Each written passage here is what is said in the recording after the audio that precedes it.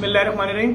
एक छोटा सा सवाल है, बहुत ही आसान सा सवाल है, उसका जवाब चाहिए, चाहे वो इमरान खान साहब देते हैं जो भी इस मुल्क को चला रहे हैं उनसे मेरा सवाल है।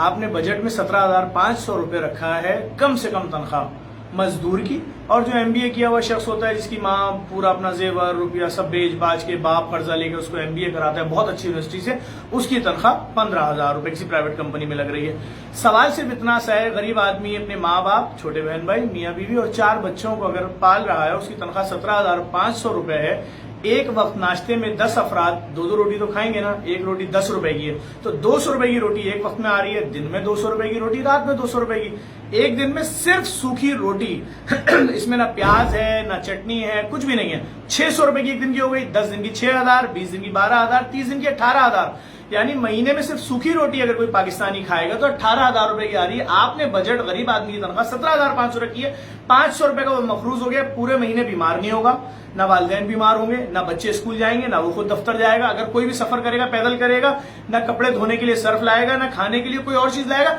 क्या जुल्म कर रहे हैं अवाम पे आप? अवाम किन हुक्मरानों के पास जाए? उन हुक्मरानों के पास जाए जो 2.5 लाख रुपए का चश्मा लगाए हुए हैं, 5 लाख की घड़ी पहने हैं, 2.5 लाख का मोबाइल लिए हुए, 2.25 करोड़ रुपए की लेक्सिस गाड़ी के अंदर बैठे हुए, पीछे 2 जो उनकी गाड़ियां चल रही है गार्डों की, रिवो 64 लाख रुपए की गाड़ियां हैं, गार्ड करीब नहीं आने दे रहे। किसके पास जाए अवाम? के इलेक्ट्रिक की बदमाशी भी आपने सर पे मुसल्लत कर दी है, बिजली अलग काट रहे हैं, बिल अलग भेज रहे हैं इजाफी। भाई मैं आपको फिर बता रहा हूं हुक्मरानों, ये अवाम जिस दिन अब खड़ी हो गई ये बर्दाश्त नहीं करेगी आपको।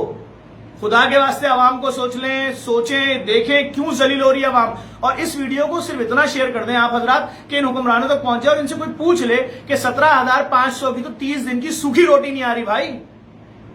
क्या इलाज नहीं कराएंगे? शादी ब्याह सब बंद कर दें, मिलना जुलना बंद कर दें? कितना जलील करोगे? गैस की कीमत तुम बढ़ा रहे हो, बिजली तुमने प्राइवेट कंपनियों को दे दी है, ईस्ट इंडिया के इलेक्ट्रिक कंपनी हम पे मुसल्लत कर दी है, इलाज हम नहीं करा सकते।